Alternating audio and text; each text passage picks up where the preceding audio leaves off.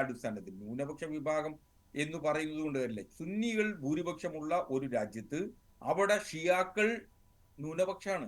ആ ന്യൂനപക്ഷ വിഭാഗക്കാരായിട്ടുള്ള ആളുകൾ ആ രാജ്യത്ത് നിന്ന് അഭയാർത്ഥികളായി ഇന്ത്യയിലെത്തിയാൽ അവർ മുസ്ലിങ്ങൾ ആയതുകൊണ്ട് ഇന്ത്യയിൽ പൗരത്വം ലഭിക്കുന്നതിന് പക്ഷേ ഡെഫിനിഷനിൽ നിയമപരമായി വരുമ്പോൾ അനുമതിയില്ല. മതപീഡനമേ വരുന്നുള്ളൂ, മതപീഡനമേ വരുന്നുള്ളൂ. അല്ല, അല്ല, അവർ അങ്ങനെ ആ രാജ്യത്തെ കാണാനല്ല. ന്യൂനപക്ഷമല്ല.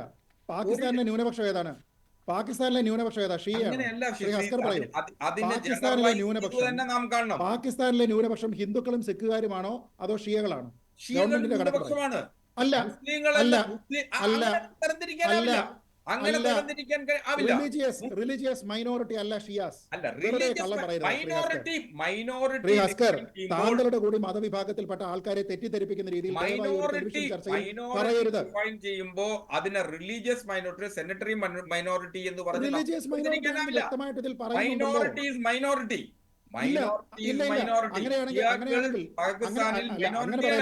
അങ്ങനെ പറയല്ലേ ശ്രീ ഹസ്കർ, അങ്ങനെ പറയല്ലേ. അങ്ങനെ നോക്കിക്കഴിഞ്ഞാൽ ഇന്ത്യയിൽ മൈനോറിറ്റി എന്ന് പറഞ്ഞു കഴിഞ്ഞാൽ ഓരോ ജില്ലയിൽ നോക്കിക്കഴിഞ്ഞാൽ, ഓരോ സംസ്ഥാനത്ത് നോക്കിക്കഴിഞ്ഞാൽ പലരെയും കിട്ടും.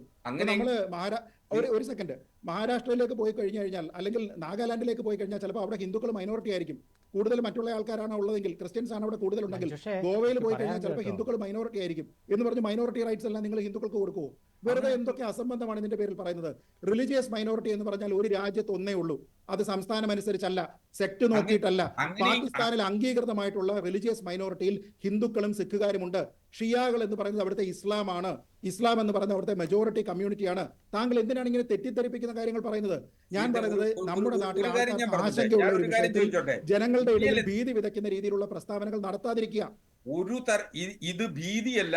നമുക്ക് ഈ രാജ്യത്ത് നിൽക്കാനാവുമോ എന്ന ഭയം ഓരോ താങ്കൾ പറഞ്ഞ കാര്യങ്ങളിൽ മുഴുവൻ അബദ്ധമുണ്ട്. ശ്രീ മഞ്ജുഷ്, ഒരു കാര്യം കൂടി ഞാൻ പറയാം. അദ്ദേഹം കൂടെ ആർട്ടിക്കിൾ 15 അനുസരിച്ചുള്ള വിവേചനത്തിനെ പറ്റി പറഞ്ഞു.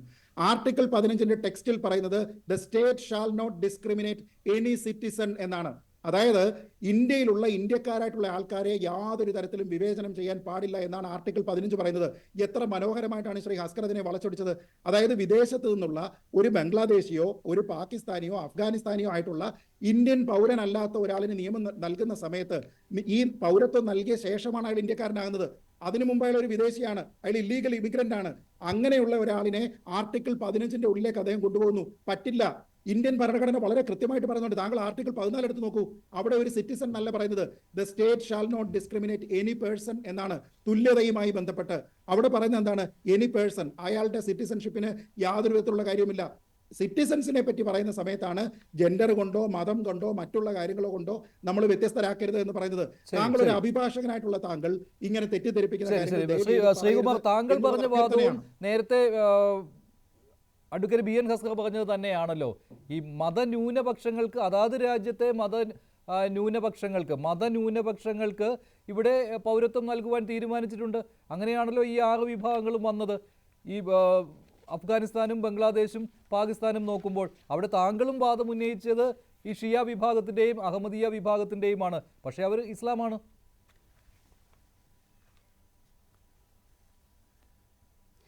അതായത് മഞ്ജുഷ, നമ്മളുടെ കാര്യം മനസ്സിലാക്കുക. നമ്മൾ ഈ പൗരത്വ നിയമ ഭേദഗതി വിജ്ഞാപനം പുറപ്പെടുവിച്ചിട്ട് അതിൻ്റെ ഉള്ളിലത്തെ സാങ്കേതികത്വം നിന്നൊക്കെ നാളെയും ഒക്കെ അറിയാൻ പറ്റുള്ളൂ. കാരണം ഒരു ദേശീയ രജിസ്റ്റർ വേണ്ടേ എന്നൊരു ചോദ്യം മുൻപ് ഉന്നയിക്കപ്പെട്ടിട്ടുണ്ട്. അത് അസ്സാമിലെ ഈ രജിസ്റ്റർ ഉണ്ടാക്കിയപ്പോൾ സുപ്രീം കോടതി നിർദ്ദേശപ്രകാരമാണ് അസ്സാമിൽ രജിസ്റ്റർ ഉണ്ടാക്കിയത്. അമിത്ഷായുടെ കാലത്ത് തന്നെയാണത്.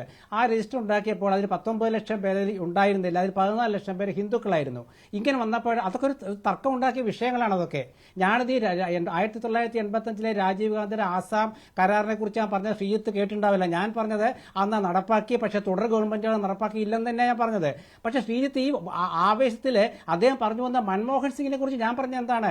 മുസ്ലിം വിഭാഗത്തെ നാമധാരികളെ ഒഴിവാക്കിക്കൊണ്ട് വേണം ഈ പൗരത്വ ഭേദഗതിക്ക് എന്ന് മൻമോഹൻ സിംഗ് പറഞ്ഞോ? ഇല്ലല്ലോ. മൻമോഹൻ സിംഗ് പറഞ്ഞ എന്താ? രാജ്യങ്ങളിൽ നിന്ന് വരുന്ന ന്യൂനപക്ഷങ്ങൾക്ക് കൊടുക്കുക. ഇപ്പൊ ന്യൂനപക്ഷങ്ങൾ എന്ന് വെച്ചാൽ പാകിസ്ഥാനിലത്തെ ന്യൂനപക്ഷം ആരാണ് തീരുമാനിക്കുന്നത്? സഹായിക്കുന്നതെന്നാണ് ഞാൻ ആദ്യം ചോദിച്ചത്. അതിൽ പറയുന്ന ജൈനവും പാഴ്സിയും അതുപോലെ മറ്റു വിഭാഗങ്ങളും അക്കൂട്ടത്തിൽ വരുന്ന മറ്റേ അഭയാർത്ഥികളായി വരുന്ന മുസ്ലിങ്ങൾ, ആ മുസ്ലിങ്ങളെ ഇവിടെ വേണ്ട എന്ന് പറയുന്നതിനെ കുറിച്ചുള്ള ചർച്ചയാണ് നമ്മൾ നടത്തുന്നത്. അതൊന്ന്. രണ്ടാമത്തെ കാര്യം, അയോധ്യ വിഷയം ഞാൻ കൊണ്ടുവന്നു. ആ വിഷയം കോൺഗ്രസ് ഏറ്റെടുത്തു എന്നുള്ള നിങ്ങളുടെ പ്രസ്താവന കേട്ടല്ലോ. ശ്രീകുമാർ, അങ്ങ് ഒന്ന് വഴങ്ങുമെങ്കിൽ. അല്ല, ഒരു മിനിറ്റ് ഞാൻ പറഞ്ഞോട്ടെ. ഒരു മിനിറ്റ് നിങ്ങൾ നിൽക്കൂ, ഒരു മിനിറ്റ്. അല്ല, ഞാൻ പറഞ്ഞു കഴിയട്ടെ. ഞാൻ പറയട്ടെ. അതായത് അതാണ് അതിൻ്റെ കാര്യം. അപ്പോൾ മൻമോഹൻ സിംഗിൻ്റെ ആ പ്രസ്താവന വളച്ചൊടിക്കേണ്ട കാര്യം അത് കൃത്യമായിട്ട് അദ്ദേഹം പറഞ്ഞിട്ടുണ്ട് എന്താണുള്ളത്. അങ്ങനെയാണെങ്കിൽ മൻമോഹൻ സിംഗ് അന്ന് പറഞ്ഞ പ്രസ്താവന എന്താണ് വിവാദമാകാതെ പോയത്? അപ്പോൾ സത്യസന്ധമായതല്ലേ? അതോടെ നിൽക്കട്ടെ. ഒന്ന്. രണ്ടാമത്തെ കാര്യം, ഈ കാഞ്ചി ശങ്കരാചാര്യന്മാരുടെ കാര്യം ഞാൻ പറഞ്ഞത്, ആ കാഞ്ചി ശങ്കരപീഠങ്ങളിലെ അവിടുത്തെ ആചാര്യന്മാർ പറഞ്ഞതിനെക്കുറിച്ച് പത്രങ്ങളിൽ വന്ന എന്താണ്? അവിടെ പൂജ നടത്തേണ്ട സന്യാസിമാരാണ്. എൻ്റെ അറിവ് ശരിയാണെങ്കിൽ ഏതെങ്കിലും ഒരു കാഞ്ചി മഠാധിപതി അയോധ്യയിൽ പോയിട്ടുണ്ടോ? എനിക്കറിയില്ല, അത് ഉണ്ടെങ്കിൽ ഞാൻ തിരുത്താം. 4 ശങ്കരപീഠങ്ങളിൽ ഏത് ആചാര്യനാണ് അയോധ്യ ക്ഷേത്രത്തിൽ പോയത് ആ പൂജയ്ക്ക് ശേഷം? പോയിട്ടുണ്ടോ? ഉണ്ടെങ്കിൽ ഞാൻ തിരുത്താം. അതാണെന്ന് പറഞ്ഞ കോൺഗ്രസ് എന്താണെന്ന് പറഞ്ഞത്? കോൺഗ്രസ് പറഞ്ഞത് പാർലമെന്റ് ഉദ്ഘാടനം ചെയ്യേണ്ട പ്രധാനമന്ത്രിയും ക്ഷേത്രം ഉദ്ഘാടനം ചെയ്യേണ്ട പൂജാരിയോ സന്യാസിയോ ആണ്. അത് തന്നെയാണ് സന്യാസിവരും പറഞ്ഞത്. ആ കാര്യമാണ് ഞാൻ പറഞ്ഞത്. ഏതെങ്കിലും പുരി ശങ്കരാചാര്യരെ കുറിച്ച് നിങ്ങൾക്ക് പണ്ടേ ആക്ഷേപമുണ്ട്, അദ്ദേഹം കോൺഗ്രസ് പക്ഷപാതിയാണ്. ആയിക്കോട്ടെ, കുഴപ്പമില്ല. മറ്റ് ശങ്കരാചാര്യന്മാർ 3 പേരും പോയോ അയോധ്യയിൽ? പോയോ? എനിക്കറിയില്ല. പോയിട്ടുണ്ടെങ്കിൽ പറയണം. ഈ നമ്മളൊരു കാര്യം പറയുമ്പോൾ തെറ്റിദ്ധരിപ്പിച്ച് പോകരുത്. ഒരു കാര്യം പെട്ടെന്ന് സംസാരിച്ച് പോകുമ്പോൾ ഒരുപാട് തെറ്റിദ്ധാരണ അതിനുള്ളിലുണ്ട്. പിന്നെ ഈ വിഷയം ഇന്നത്തെ ഈ പൗരത്വ നിയമ ഭേദഗതി എന്തുകൊണ്ടാണ് കേരളം നടപ്പാക്കില്ല എന്ന് മുഖ്യമന്ത്രി പറഞ്ഞത്? എന്തുകൊണ്ടാണ്? ഇന്ത്യയിലത്തെ പ്രമുഖ പ്രതിപക്ഷ കക്ഷികളെല്ലാം അതിനെതിരാണ്. ഇതൊരു ഗവൺമെന്റ് കൊണ്ടുവരുമ്പോൾ ഭരണഘടനാപരമായ തീരുമാനമാണെങ്കിലും പാർലമെന്റ് പാസ്സാക്കിയ നിയമമാണെങ്കിലും ഇവിടെ ആർട്ടിക്കിൾ 15 കുറിച്ചൊക്കെ പറഞ്ഞല്ലോ. ആർട്ടിക്കിൾ 14 15 നൽകുന്ന തുല്യാവകാശത്തെക്കുറിച്ച് എന്തുകൊണ്ടാണ് ചർച്ചയായത്? അതെപ്പോഴാണ് ചർച്ചയായത്?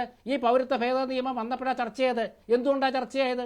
അപ്പോൾ അതിനെ വ്യാഖ്യാനിച്ച് നമ്മൾ കൊണ്ടുവരരുത്. അത് ചർച്ചയായോ? തുല്യതയെക്കുറിച്ച് ചർച്ചയായെങ്കിൽ എന്തുകൊണ്ട് ചർച്ചയായി? അത് എനിക്കും ഹക്സർക്കും മനസ്സിലാകുമ്പോൾ എന്തുകൊണ്ട് ശ്രീജിത്തിന് മനസ്സിലാക്കുന്നില്ല? ഒരു പക്ഷേ അദ്ദേഹത്തിൻ്റെ പക്ഷം ഉണ്ടായിരിക്കും, എനിക്കും പക്ഷമുണ്ട്.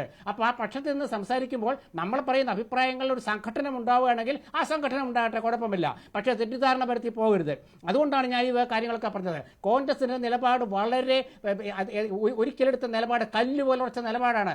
ആ നിലപാട് ഇന്നും കോൺഗ്രസ് പറഞ്ഞിട്ടുണ്ട്. ആ നിലപാടിൽ മാറ്റമില്ല. അതല്ലാണ്ട് അതൊരു വോട്ടിന് വേണ്ടി മാറ്റുന്ന സ്വഭാവം കോൺഗ്രസിനില്ല. മറുപടി നോട്ടിഫിക്കേഷൻ വന്നു കേട്ടോ. നോട്ടിഫിക്കേഷൻ താങ്കൾ വായിച്ചു എന്നറിയില്ല. നോട്ടിഫിക്കേഷൻ വെബ്സൈറ്റിൽ പ്രസിദ്ധീകരിച്ചിട്ടുണ്ട്.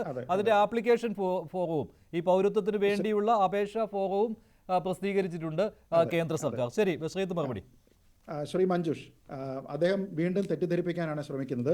വളരെ വിവാദമായിരുന്ന ഒരു പ്രസ്താവന തന്നെയാണ് ഡോക്ടർ മൻമോഹൻ സിംഗ്. ഇനി ഞാൻ സംസാരിക്കട്ടെ. ശ്രീ മൻമോഹൻ സിംഗിന്റെ പ്രസ്താവന വളരെ വിവാദമായതാണ്. അതിൽ പറഞ്ഞിരിക്കുന്ന കാര്യം ഇങ്ങനെയാണ്. ഞാൻ വീണ്ടും ആ ഭാഗം മാത്രം വായിക്കാം.